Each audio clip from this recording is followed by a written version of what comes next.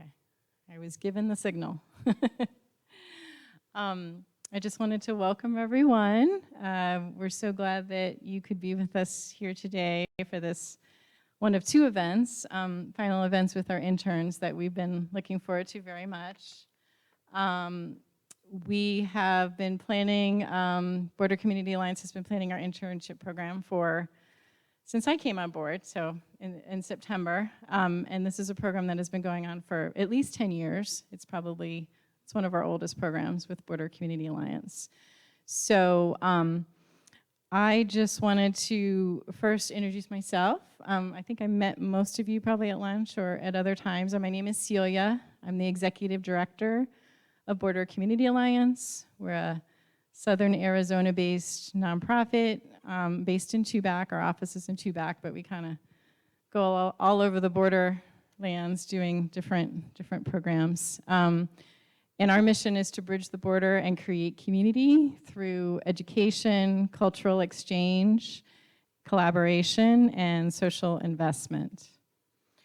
The Border Community Alliance is deeply invested on both sides of the border through individuals, communities, and organizations who are working towards the shared aim of creating understanding, peace, and positive communications and exchanges across what are often artificial, arbitrary, and forced boundaries among countries and nations.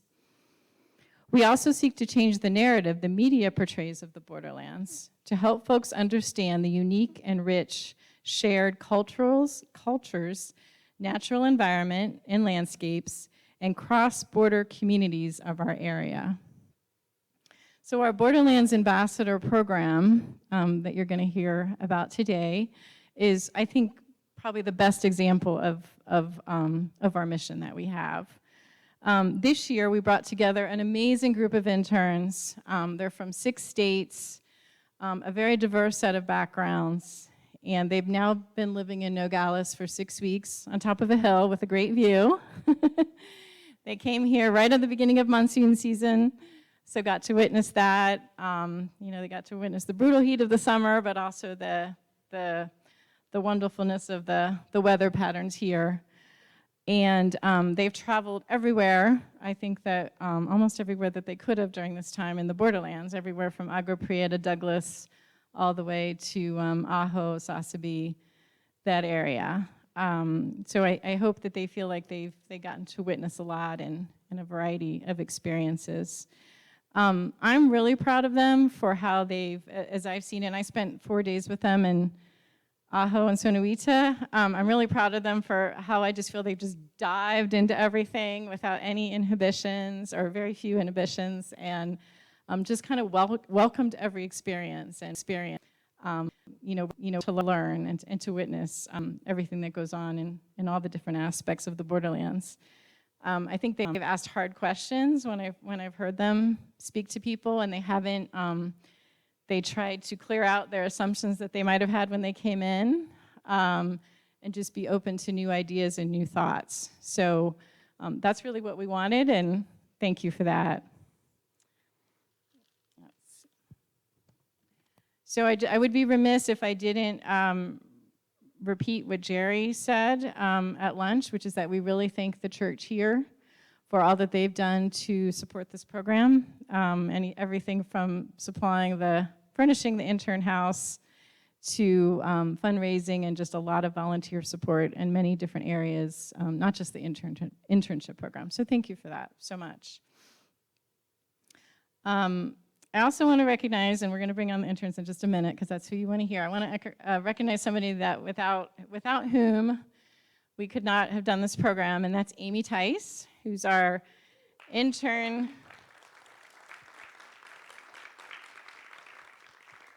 Our intern program extraordinaire.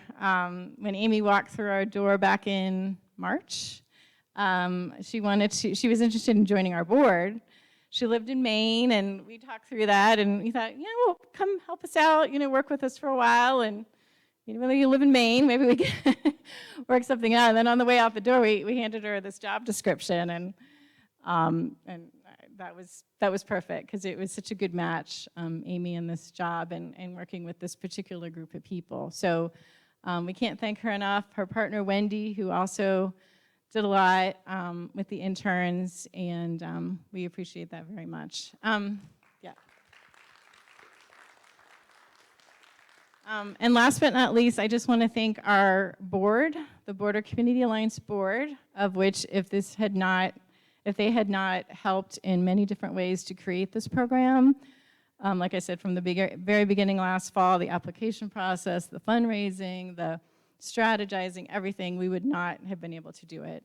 So can BCA board members that are here please stand? Sure.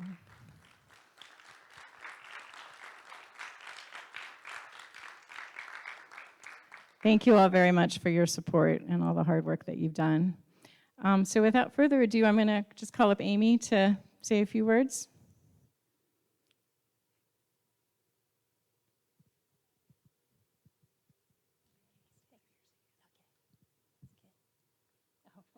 X marks the spot. Perfect. All right, thank you. Well, I realized the night prior that they wouldn't be able to shower after last Thursday. The interns and I spent the day in Tucson. We met with Francisco Cantu, the co-coordinator of the University of Arizona's Creative Writing Department Field Studies and Writing Program. We met at the portion of the Tucson cemetery known as the Paupers Cemetery, where the remains of hundreds of migrants discovered in the Sonoran Desert in Arizona have been buried after attempts to identify many of them have been exhausted. We then ate lunch and we went to the Sosa Carrillo House, which is home to the Mexican-American Heritage and History Museum, where we saw the Mujeres Tucsones, you guys practice this with me, Tucsonese exhibit, and talked about the reality versus the media's perception of the US-Mexico border. After this, we had some time to explore 4th Avenue before going to Pueblo High School to observe and learn about Keep Tucson Together, a grassroots organization, pro bono legal group, that works with volunteer attorneys to stop deportations and the separation of families in southern Arizona. We grabbed dinner at Salad and Go and drove back to Nogales, returning about 12 hours after we left. A long, but not unusually long day for the interns over the past 6 weeks. I had just pulled away from the house when I got a call from Quinn, letting me know that there was no water at the house. I got in contact with the property manager and was told that he would call the city first thing in the morning, which I relayed to the students and asked if they would be able to make do for the night, and was told that they would be okay.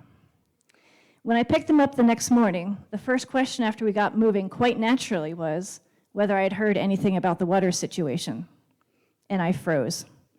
I had, in fact, forgotten that they didn't have any water at the house. Spoiler alert, you already heard this part. While I realized the night prior that they wouldn't be able to shower after 12 hours running around Tucson on a 100-degree day, and all the other issues and inconveniences of a house of 6 people not having running water, I had done what I was supposed to do, right? I notified the property manager, and by the time I'd gotten home, the problem left the front of my mind. After all, I wasn't the one dealing with it. I had a full bottle of ice-cold water. I could shower, brush my teeth, and flush the toilet without any issues. When I showed up the next day, I again had a fresh bottle of ice-cold water that was able to last me through the day. I had literally shed blood, sweat, and tears with these guys, and in just one night away from them, I had forgotten about the important and here life-saving need for water. This curious and insightful group of young people have been incredibly engaged and continuously impress me with their ability to make connections between experiences or conversations and their willingness to stretch themselves beyond their comfort zones in so many aspects as they look to make meaning of what they're seeing and experiencing here. That applied to me in this moment in the van as well, as I both chastised myself for not bringing the jug of fresh water that I usually do carry in the van, and I remembered again the importance of being ever mindful of the circumstances and needs of others, as mine are met so often that I take them for granted. Across all the miles that we have driven and the different people and organizations that we've met with, and the areas that we've explored in the Borderlands, the 2022 interns are discovering the vibrance of the region noticing and contributing to the collaborations across all borders and walls, and they're fostering community through all of their experiences.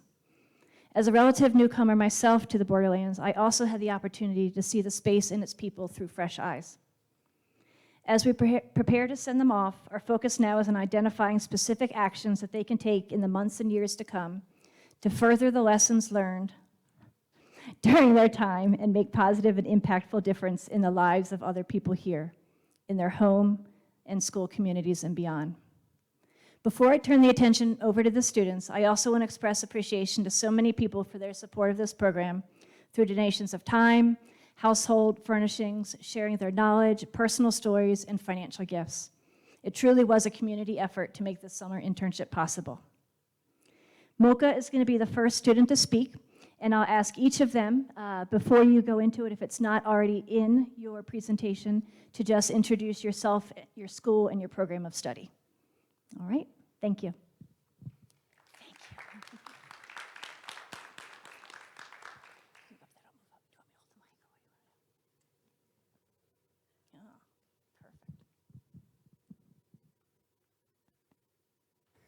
Ooh, sorry.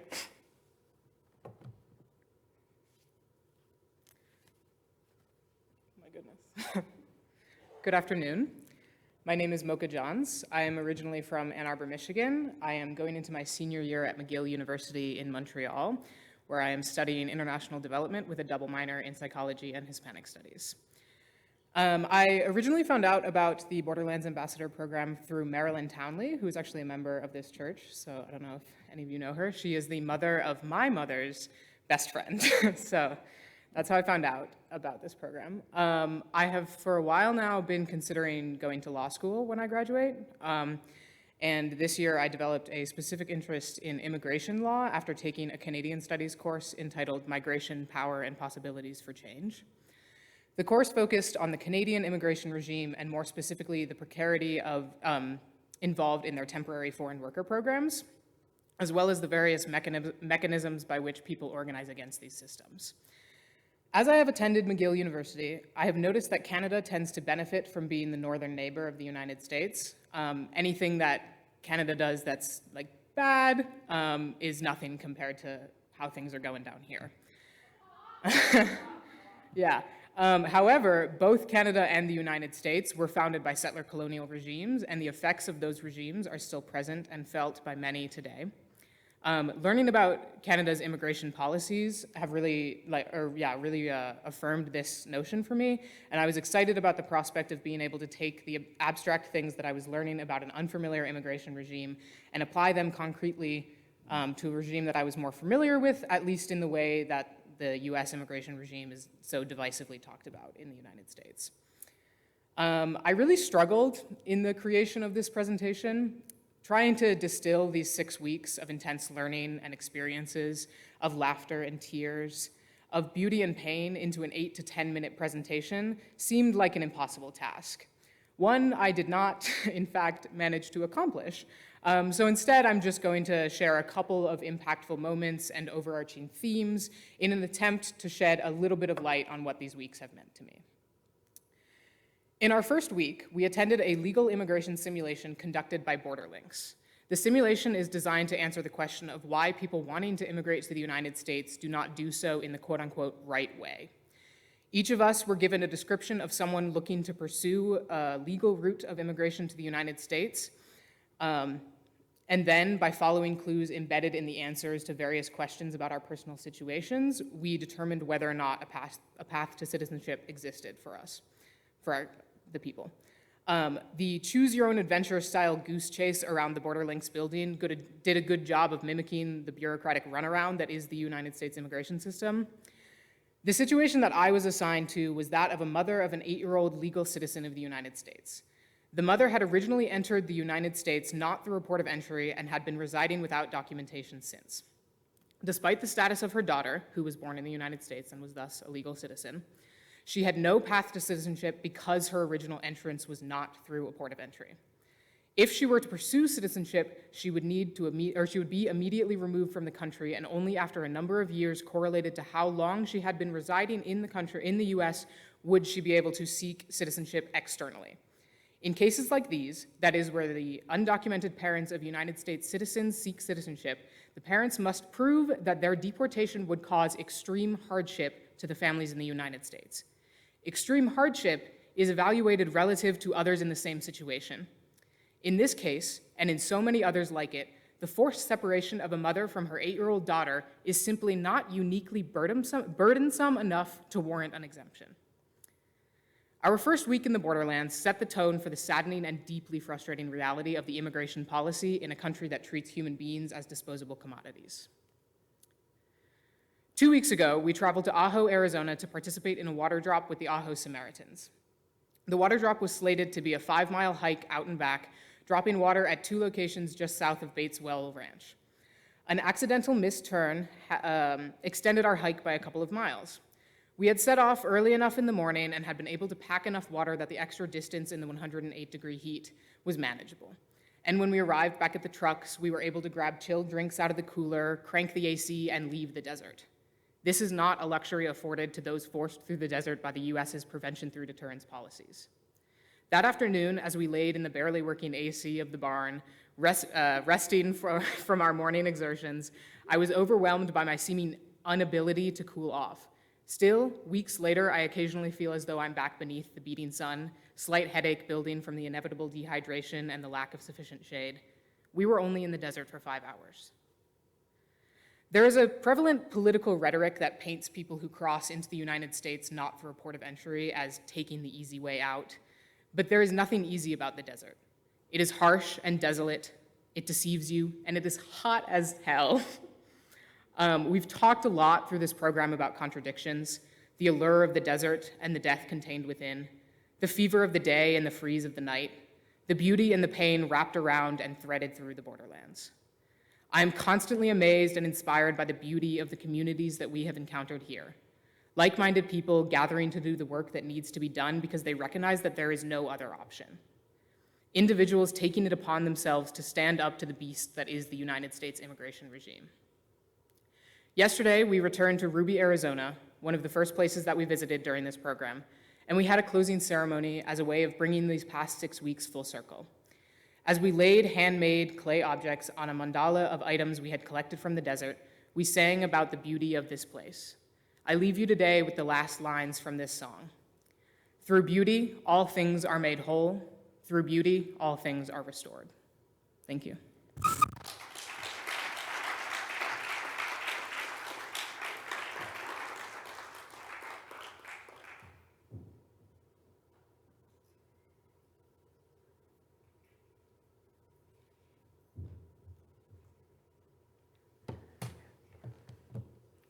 Good afternoon, everyone. My name is Dana Lopez Flores, and I'm a rising senior studying political science and Spanish at Arizona State University.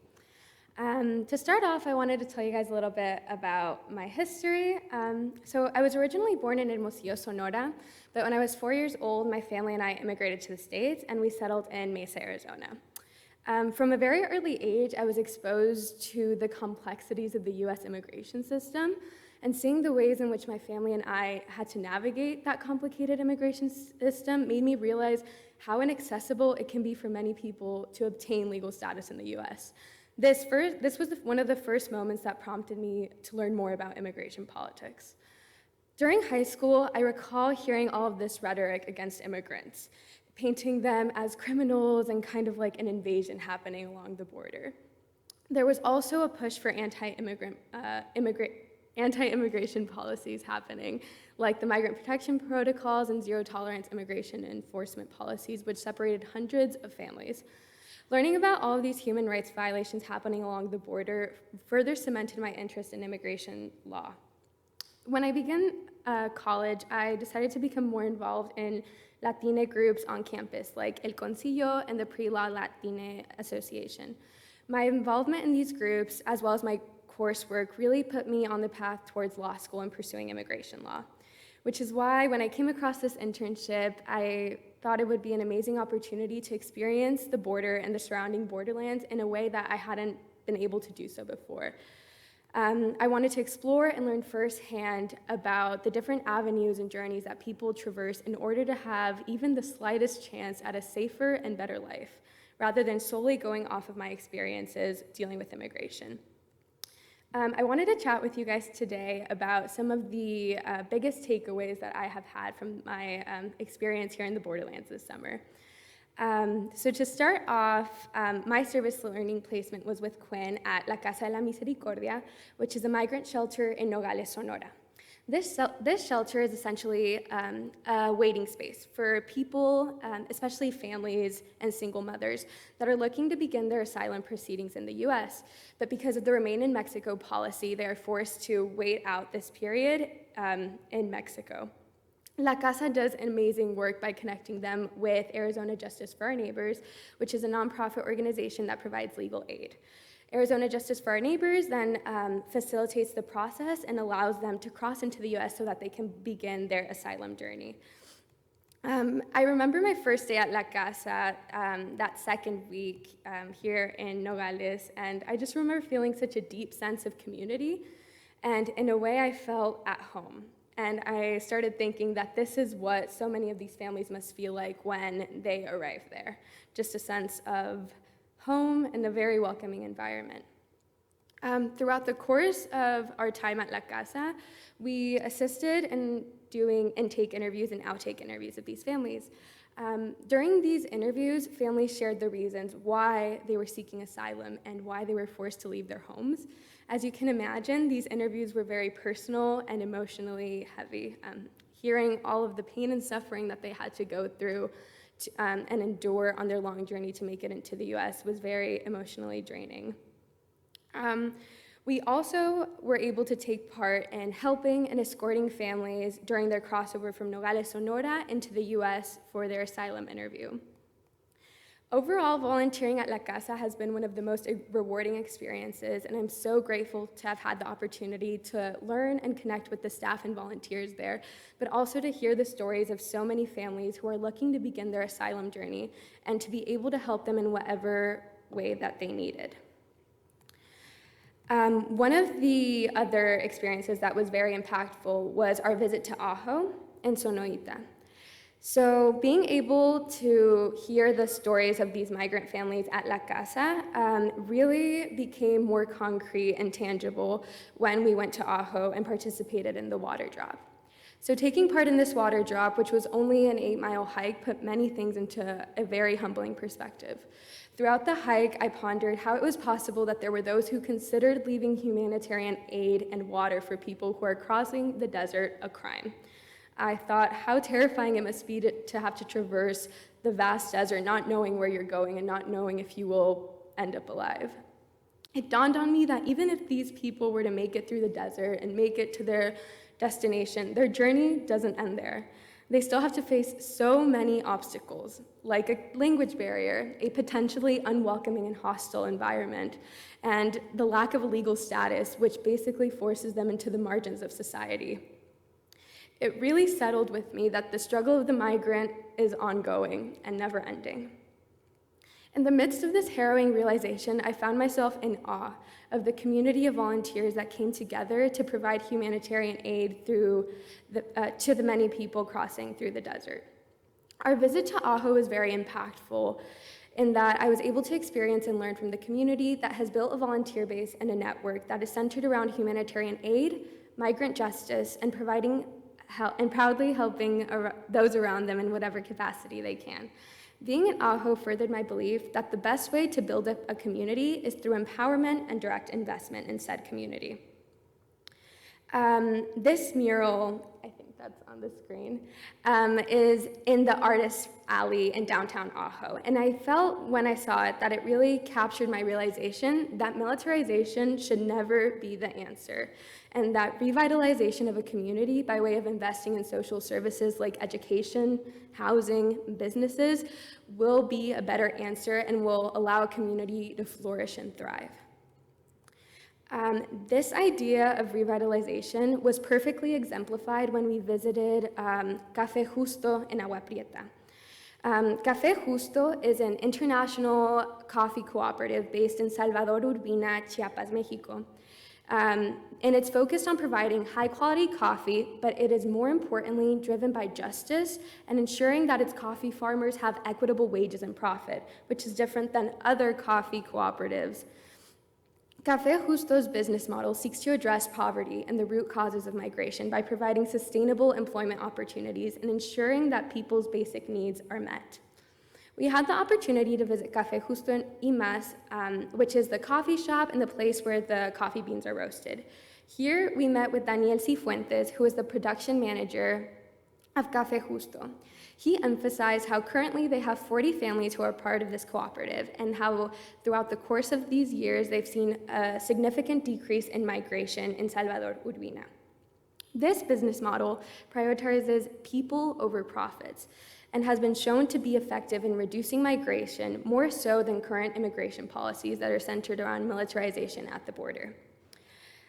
These are the experiences that have most impacted my time here, and I would like to thank you all for being here today and allowing me to share my experiences with you all. I'm so grateful to have been a part of this internship. I know that I'm going to be carrying these experiences with me for many years to come. Thank you.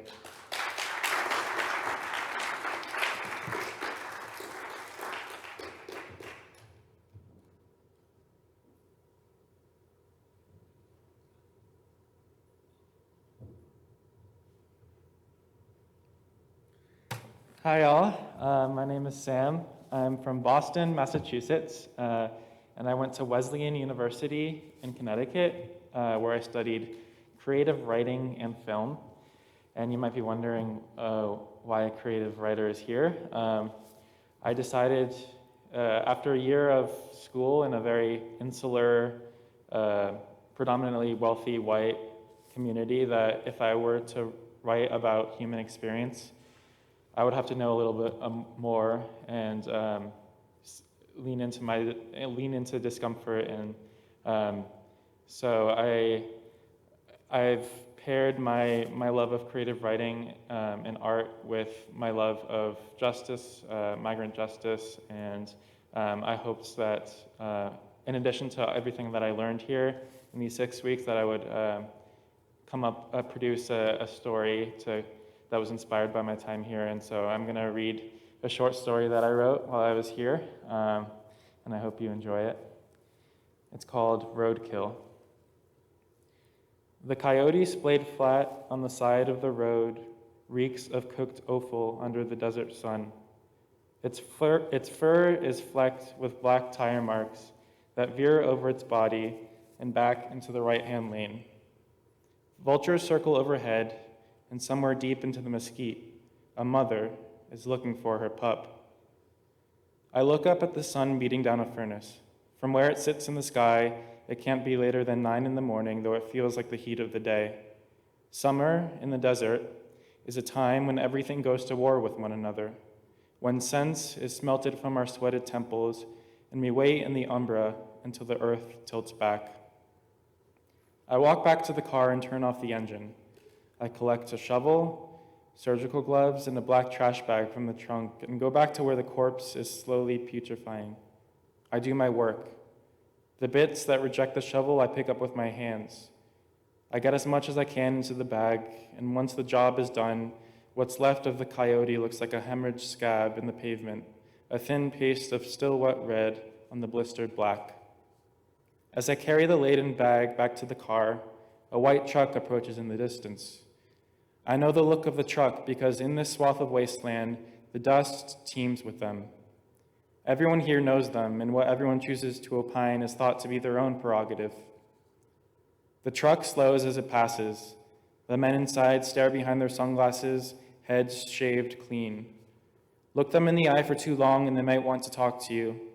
Avert their gaze completely and they still might bother.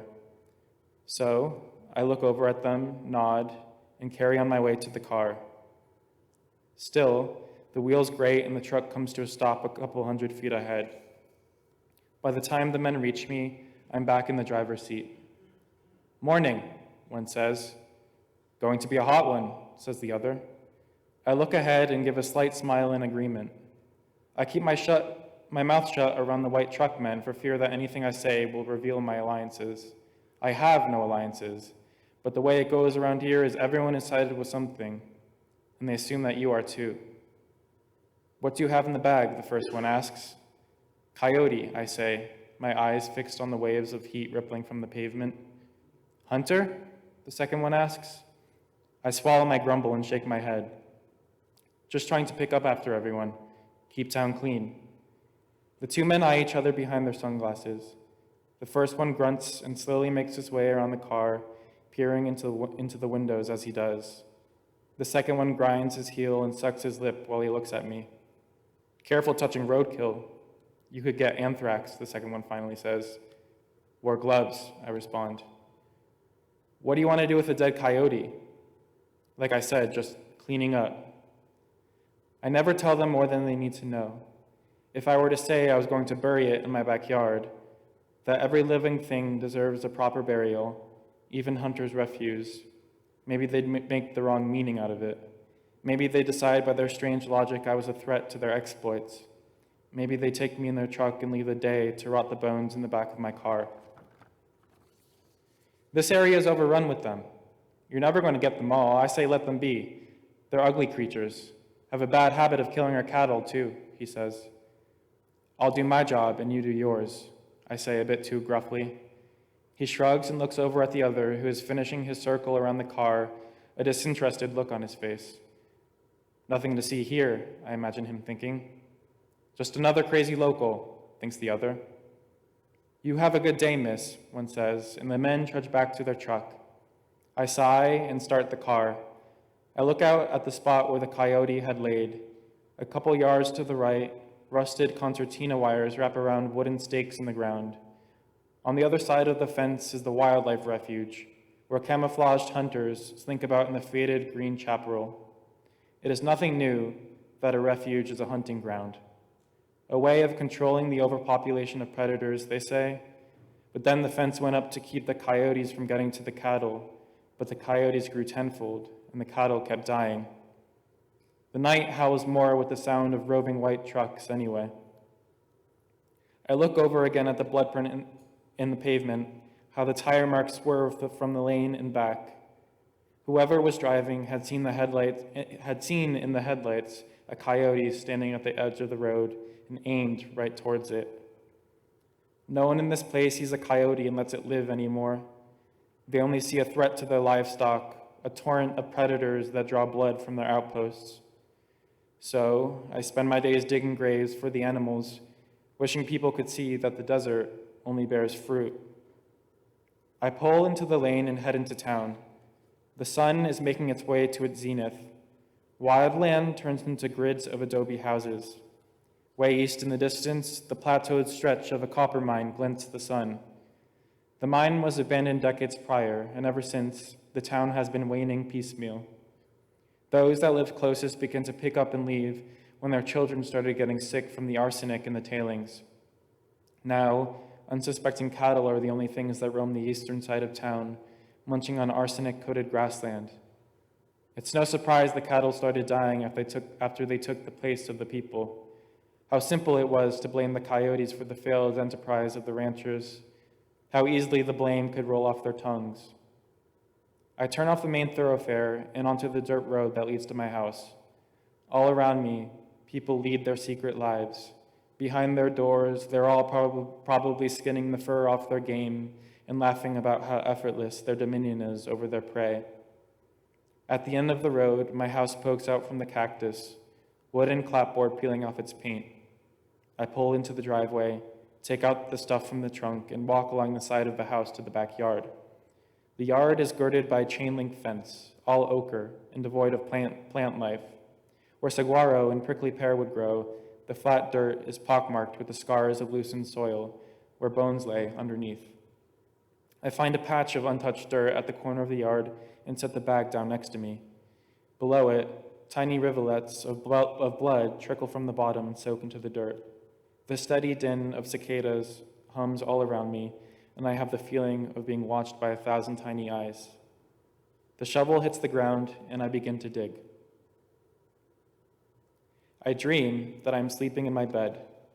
I am awoken by the soft brush of fur on my dangling hand. When I sit up, two scared, beady eyes are watching me from below. The coyote whimpers and scurries to the door, looking back at me expectantly. I put on my slippers and followed it out of my bedroom.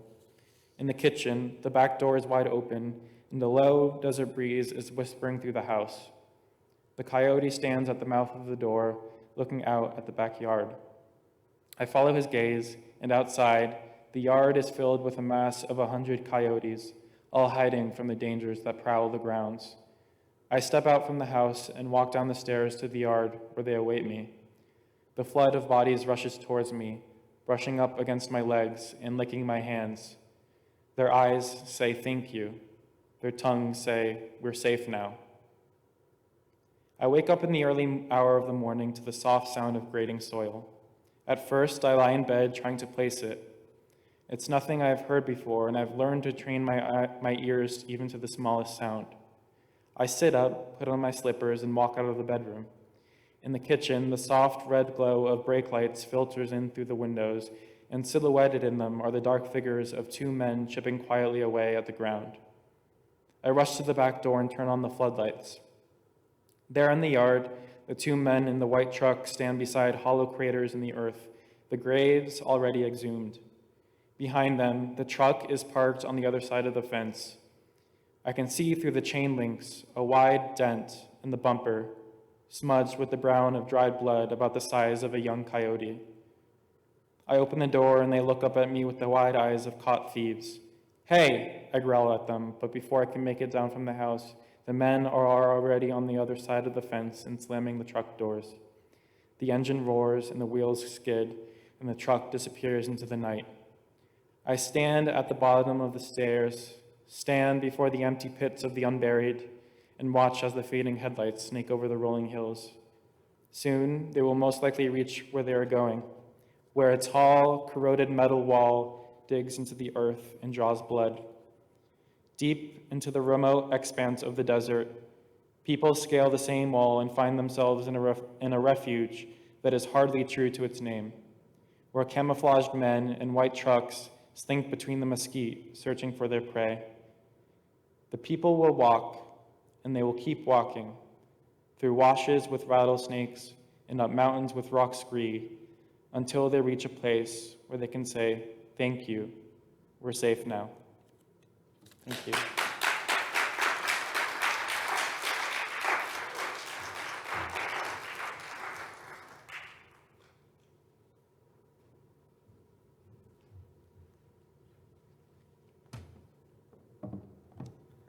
Good afternoon.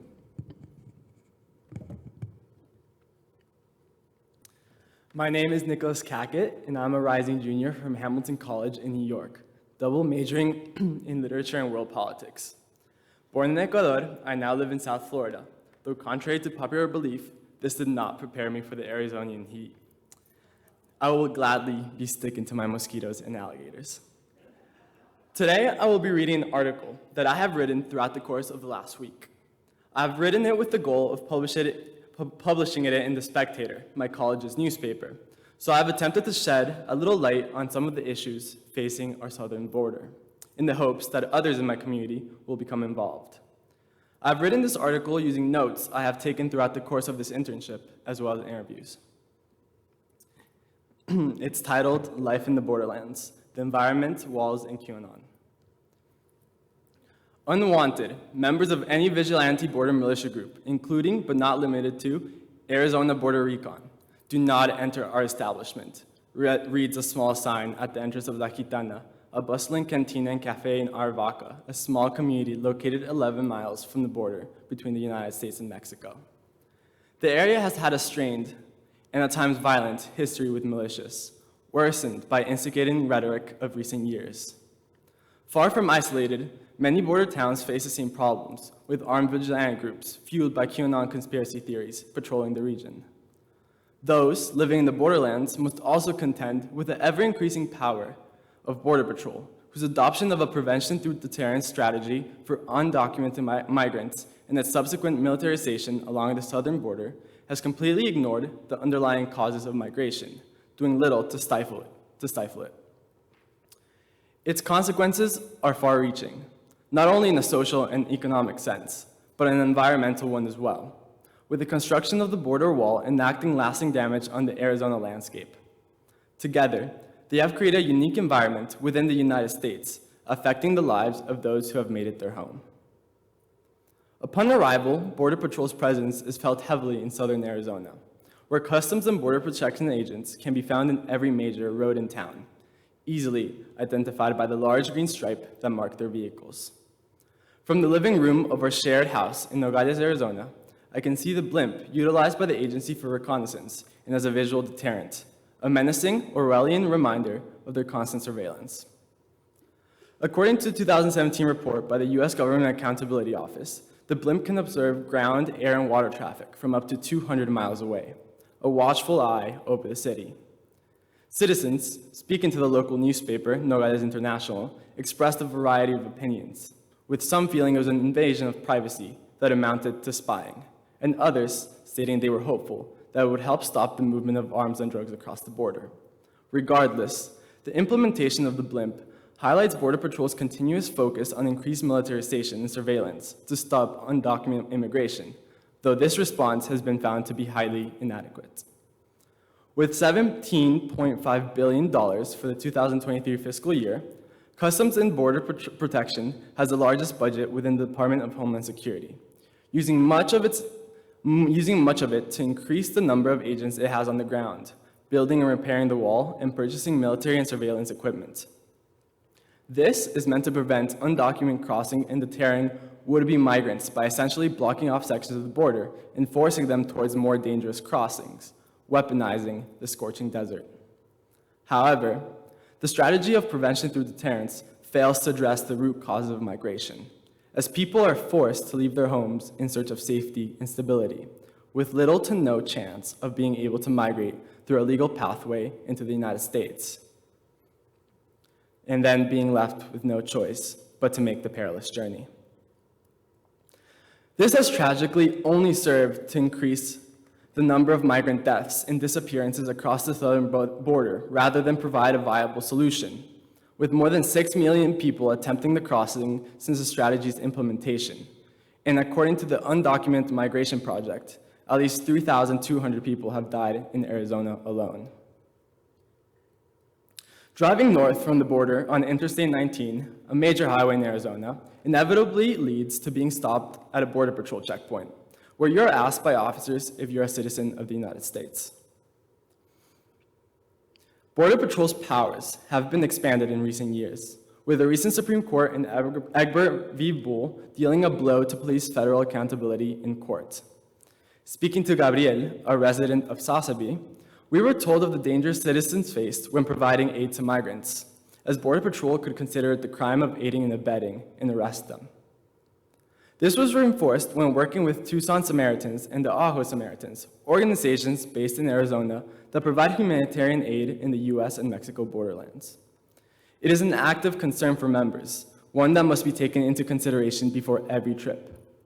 Basic human compassion has been criminalized here in the arid lands of the Arizonian desert. Part of the strategy of deterrence was the construction of the US border wall, which effectively cut communities in half and caused a massive strain on the environment. Towns like that of Nogales, Arizona, and Nogales, Sonora, affectionately referred to as ambos Nogales, despite being separated by the border, highlight the shared history. As Carolina Inigo, a resident of Nogales, Sonora, stated, "My perspective that Nogales, Arizona, and Nogales, Sonora are a single city has not changed." Looking southward, toward the assortment of houses that adorn the Sonoran hillside, the wall spreads as far as the eye can see, almost inescapably. The border wall, covered in rudimentary barbed wire, provides an ugly contrast to the colorful buildings across from it. Its construction has left a mark on the environment around it, draining its resources. John Kirk, a photographer traveling the border, spoke to us about his work on the New Yorker documentary American Scar, which emphasizes the environmental tragedy of the border wall. He filmed the destruction of the desert, explosions breaking off chunks of mountains, killing the land to begin construction. It has prevented wildlife from making across and reaching their resources they need, hurting animal populations. We visited the Quito Springs, which has served as a water source for thousands of years. Its future is unstable, and there has been a massive drop in water levels, with many suspecting it is due to the excessive pumping of groundwater to make concrete for the construction of the border wall. Not just a humanitarian crisis, an environmental one is starting as well, impacting those who call it home. Now, with the anti-immigrant rhetoric that has taken hold again in recent years, militia groups have begun reappearing and making their presence felt in the southern border. Vigilante groups like Veterans on Patrol and the Arizona Border Recon Patrol patrol the lands around the wall, hoping to stop this so-called invasion. As Kirk explained to us, many of them believe in conspiracies that young migrant kids are being sex trafficked, and they attempt to intercept them before they are. He told us that when they do, some groups have turned to giving kids Let's Go Brandon shirts to wear and take pictures before giving them over to law enforcement. These groups are armed and dangerous, often engaging in intense confrontations that have ended in violence before. They promote xenophobia and other extremist ideologies, going out of their way to slash water left by humanitarian aid workers to prevent migrants from getting to them, considered homicide by many.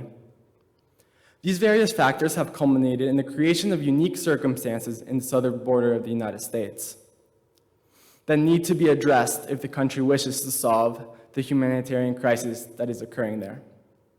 Not through increased militarization and surveillance, but through economic and social programs. It is a humanitarian issue, not a border defense one. Thank you.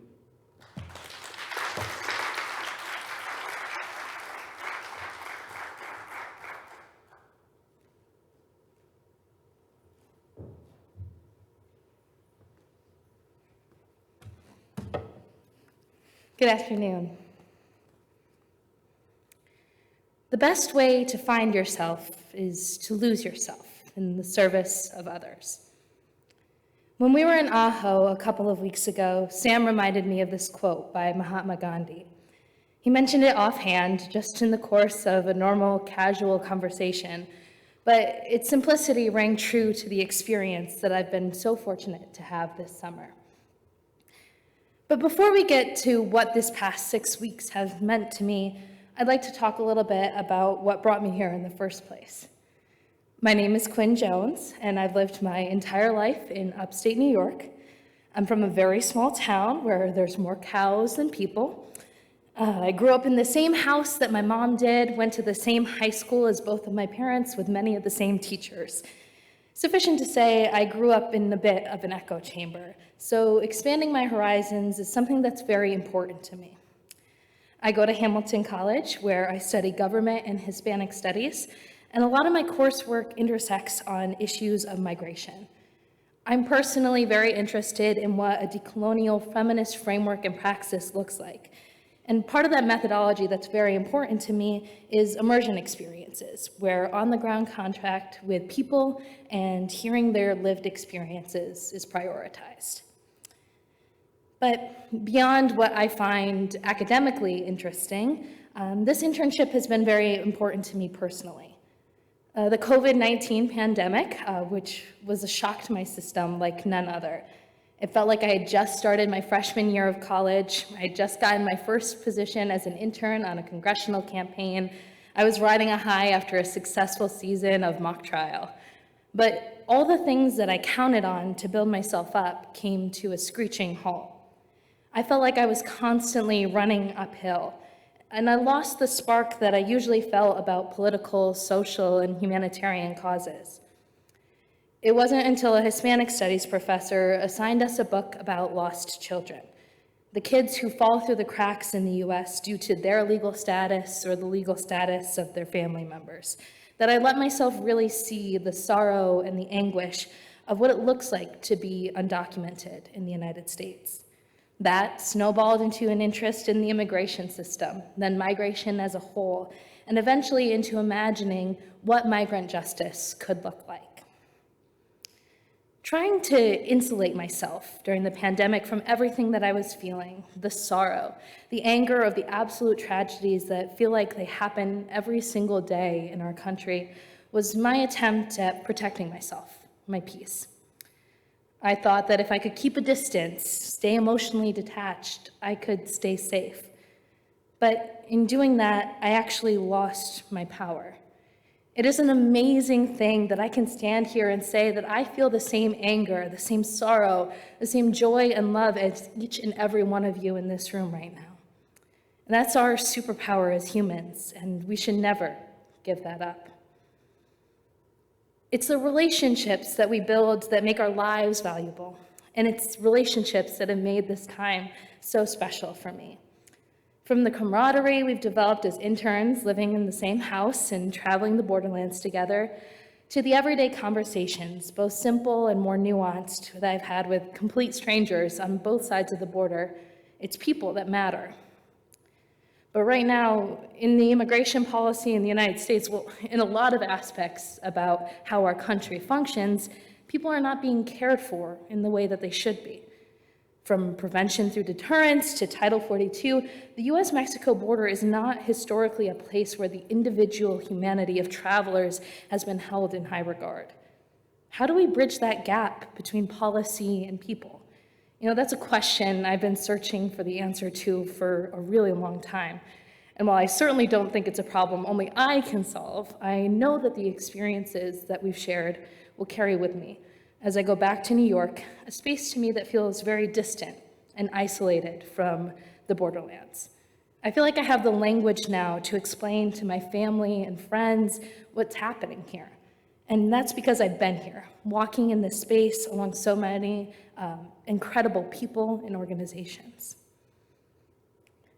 My service learning placement at Casa de la Misericordia directly exposed me to the type of stories that are all too familiar in those trying to come to the United States and seeking asylum.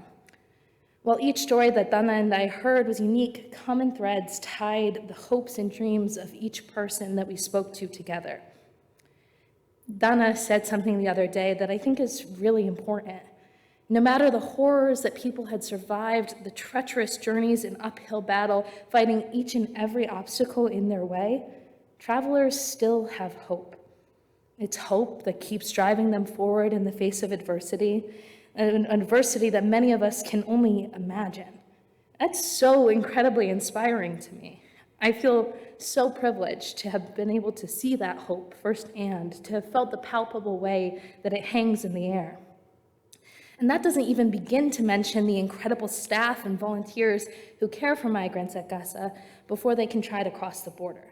La Casa, if you've never been, is not a sad place. It is a bright, joyful space where residents work hand in hand to make food and maintain the property.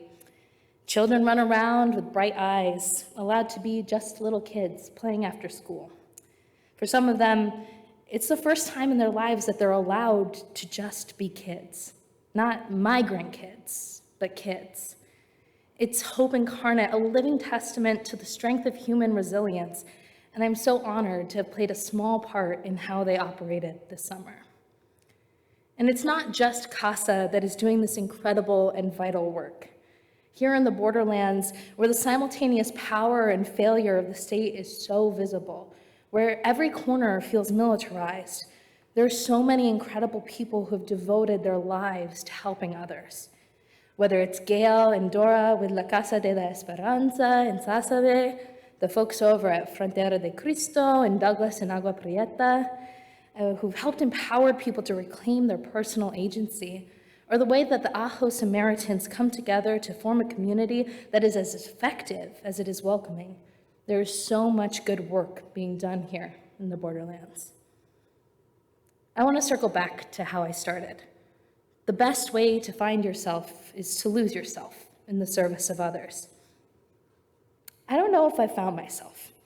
I don't know if I ever believe that you can really stop finding yourself. However, this experience has helped me create a vision for the type of life that I want to lead, the kind of person I would like to be, and the way I would like to make other people feel. So thank you all for your support of this program. I feel very fortunate to have been in this space with you all today to share just how much I've learned this summer. Thank you.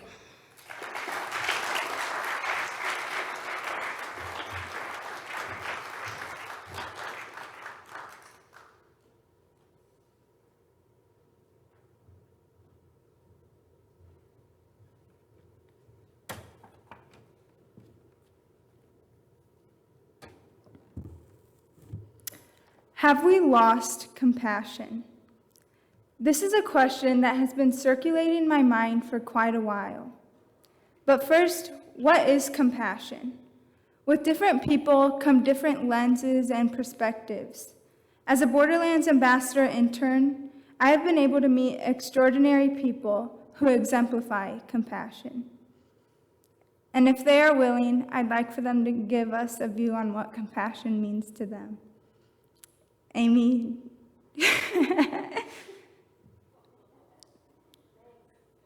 What does compassion mean to you?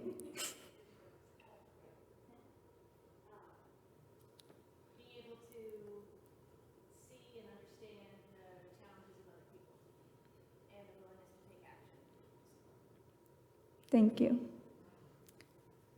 Rita? Maybe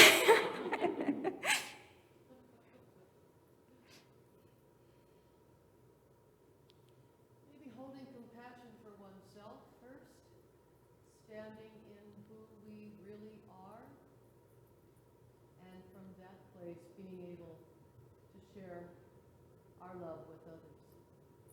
Beautiful. Thank you. And right behind you, Jerry, do you mind standing up and giving us, what does compassion mean to you?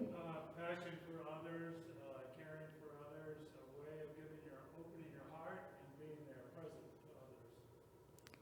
Thank you. Thank you guys for being willing to share with us what compassion means and for displaying what compassion looks like in our lives. To me, compassion is very simple.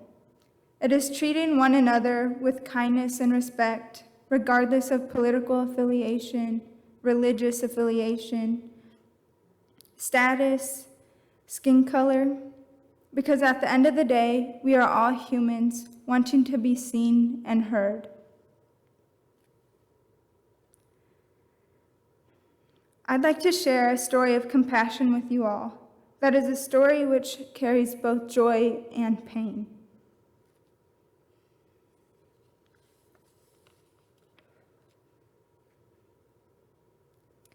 Around this time, 10 years ago, it was a cool summer day in Indiana.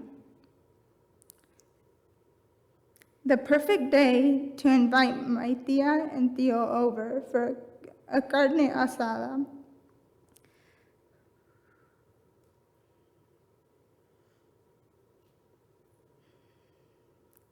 The days we have carne asadas are my favorite. We always have banda music blaring as my father grills nopales, cebollas, and carne with his goofy apron. The day is spent gathering as a family and celebrating the little things in life with storytelling and laughter. Soon, the cool summer day turns into a cold summer night, and it is time to say adios. We say our goodbyes, give the kiss on the cheek, and my tia and primos head off into the Indiana summer night. Just a short while later, my father gets a call. It's my tia. She had been pulled over for a taillight out and had been taken into police custody. My parents frantically left the house to assist my tia in any way possible.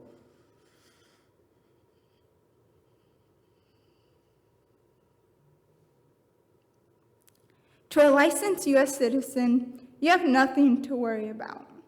You may get a warning or a fine and may go on with your night. But for an undocumented individual, this could mean deportation and the world you created for you and your children being torn apart.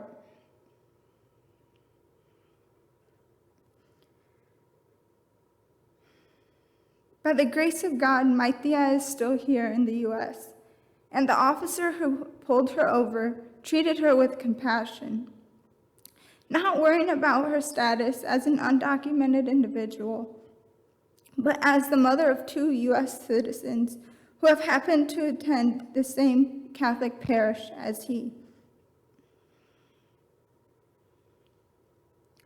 This act of compassion has continued to dwell in my mind as I contemplate if we as a society and country have lost compassion. Compassion for one another, compassion for our neighbors, and compassion for those longing for a life of safety and security. For the past few years, I've come to believe that we have lost it. Before I further on, I'd like to introduce myself and how I've journeyed to where I am today. My name is Liliana Lomelí. I'm a biracial Latina born and raised in Napanee, Indiana, where there's a whole lot of corn and Amish folk and a lot less people who look like me. I'm currently going into my sophomore year at St. Mary's College, right across the street from Notre Dame University. And I'm studying global studies in Spanish and minors in poli-sci and justice studies. My father is an immigrant from Mexico who immigrated to the United States at the age of 14 to work and provide for his family back home. My mother was born in the United States, who before meeting my father could only speak English. Her family immigrated to the U.S. in the early 1800s from Europe. Growing up in a biracial family has not been easy, especially living in a small town where you are a minority. There's an invisible barrier always lingering. You can never do the right thing, speak the right language, accept your cultures of being both American and Mexican. I began to lose half of myself, my culture, my identity, and became infuriated with how my community viewed undocumented immigrants and immigration in general. I knew I needed a better understanding of immigration, how my family immigrated to the United States, and what other families are currently battling to have a secure future, and how I could help. But what I truly wanted deep down was to find the glimpse of compassion I had witnessed at the age of 10 years old. In a country full of polarization and separation, I was losing hope and compassion and understanding. In my world, it was lost. I needed something that brought cultures, beliefs, and communities together. I began searching for an opportunity where I could find just that, and I stumbled upon Border Community Alliance, whose mission is dedicated to bridging the border and fostering community through education, collaboration, and cultural exchange. I knew immediately that this was an organization I needed to be a part of. And I'm truly blessed to say today that it is an organization I was a part of this summer. Through this organization, I have been met with extreme compassion for helping others. While there is much work needed to be done in an effort to save human lives, to reunite families, and to educate those who turn a blind eye to the atrocities occurring at the U.S.-Mexico border, and there are so many organizations coming together, many here today, to do the work needed and to have compassionate hearts. I am very thankful and feel very fortunate for being able to partake in this experience. I've been able to witness a beautiful coming together in a desolate desert, and my heart has felt an abundant amount of compassion. So, thank you all.